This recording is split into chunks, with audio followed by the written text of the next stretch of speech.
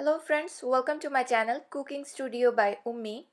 মিষ্টি আমরা সবাই কম বেশি পছন্দ করি, আর সেটা যদি হয় লাড্ডু তাহলে তো কোনো কথাই নেই। আজকে একটু ভিন্নধর্মী লাড্ডু তৈরি করে দেখাবো। এটার নাম হচ্ছে জর্দা রাইসের লাড্ডু। একটা হাঁড়িতে পর্যাপ্ত পরিমাণে পানি নিয়ে নিয়েছি। এবার এর মধ্যে আমি খুবই সামান্য, প্রায় বলতে পারেন 1/4 চা চামচের মতো জর্দার রং দিয়ে দিয়েছি। পানিটা যখন এরকম ফুটতে শুরু করবে তখন এর মধ্যে আমি দিয়ে দিব আগে থেকে ধুয়ে রাখা চিনি গুঁড়া চাল, কিংবা আপনারা চাইলে পোলাওর চালও ব্যবহার করতে পারেন। এটা আমি 1 কাপের মতো নিয়েছি। এবার ঘড়ি ধরে চুলার আঁচটা মিডিয়ামে করে 8 মিনিট চালটাকে আমি পানির মধ্যে সিদ্ধ করব।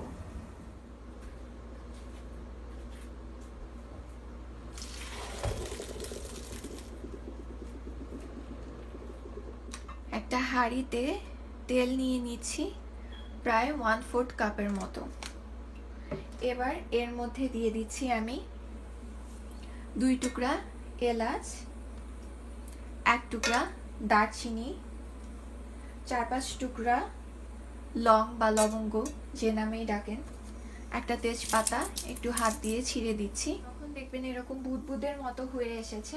সেই পর্যায়ে আমি এর মধ্যে দিয়ে দিচ্ছি বাদাম কুচি। আমি এখানে 3-4 টেবিল চামচের মতো বাদাম ব্যবহার করেছি, 2 ধরনের বাদাম। আপনারা চাইলে কিশমিশও ব্যবহার করতে পারেন। একটু 1-2 মিনিট ভেজে নিব বাদামটা। এবার 1-2 মিনিট হয়ে গেলে এর মধ্যে আমি আগে থেকে সিদ্ধ করে রাখা জর্দার চালটা দিয়ে দেব, আর সেই সাথে দিয়ে দিব আমি চিনি। আমি এখানে চিনির পরিমাণটা, জর্দার চাল যতটুকু, আমি সব সময় চিনির পরিমাণটা ততটুকুই নিই। আপনারা চিনির পরিমাণ আরেকটু বাড়িয়ে বা কমিয়েও নিতে পারেন আপনাদের টেস্ট অনুযায়ী। একটু নেড়ে দিচ্ছি। এবার অপেক্ষা করব যতক্ষণ না পর্যন্ত চিনির পানিটা গলে যায়। চিনিটা গলে গিয়ে দেখেন পানি বের হয়েছে। এবার আবার একটু নেড়ে দিচ্ছি। নেড়ে যখন পানিটা বের হয়ে যাবে তখন সেই পর্যায়ে আমি দিয়ে দিচ্ছি অরেঞ্জের রস। আপনারা মালটা বা অরেঞ্জ যে কোনো একটা কিছু রস ব্যবহার করতে পারেন।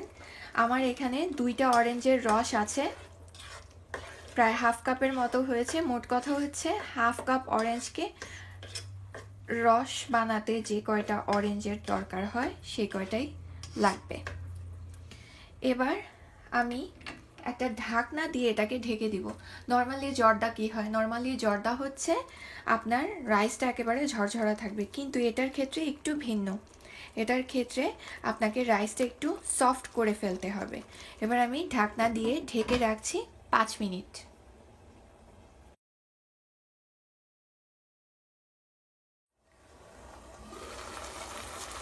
5 মিনিট হয়ে গেছে। দেখেন পানিটা মোটামুটি কমে এসেছে। এবার এই পর্যায়ে আবার একটু নেড়ে দিতে হবে। নেড়ে আমি এর মধ্যে দিয়ে দিব গুঁড়া দুধ।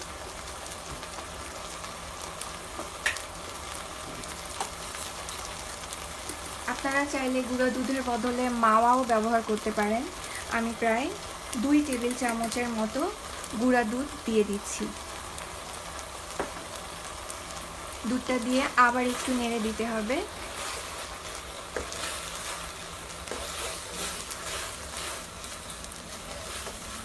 এখন আর ঢাকনা দেওয়ার দরকার নেই, চালটা এরই মাঝে সিদ্ধ হয়ে গেছে। যে পানিটুকু আছে এই পানিটা শুকিয়ে আসা পর্যন্ত অপেক্ষা করতে হবে।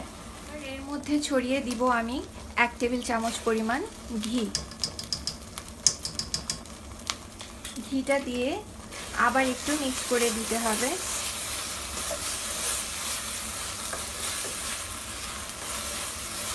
ঘিটা মিক্স হয়ে যাওয়ার পরে এর মধ্যে আমি দিয়ে দিব কয়েক ফোঁটা গোলাপ জল।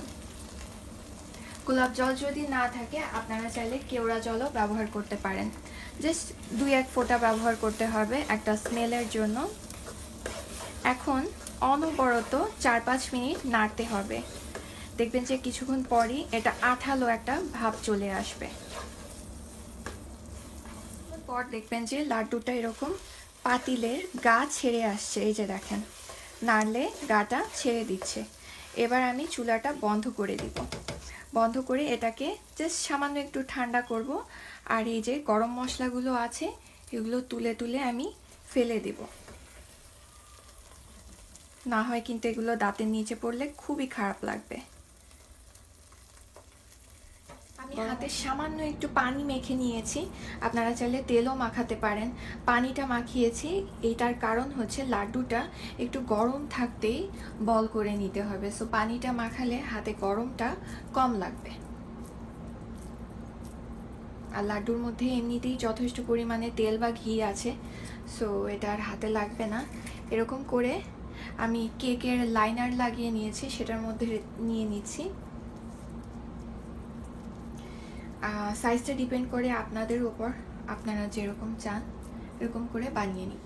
লাড্ডুগুলো হয়ে গেছে, এবার ওপরে সামান্য একটু বাদাম দিয়ে দিচ্ছি। ভেতরে তো বাদাম আছেই, তারপরেও ওপরে দিয়ে দিচ্ছি, দেখতেও সুন্দর লাগে, অ্যাট্রাকটিভ লাগে। আশা করি আজকের এই ভিন্নধর্মী লাড্ডুর রেসিপি আপনাদের ভালো লেগেছে। সবাই ভালো থাকবেন, সুন্দর ও যত্নে থাকবেন। আজকে তাহলে এখানেই বিদায় নিচ্ছি। আল্লাহ হাফেজ।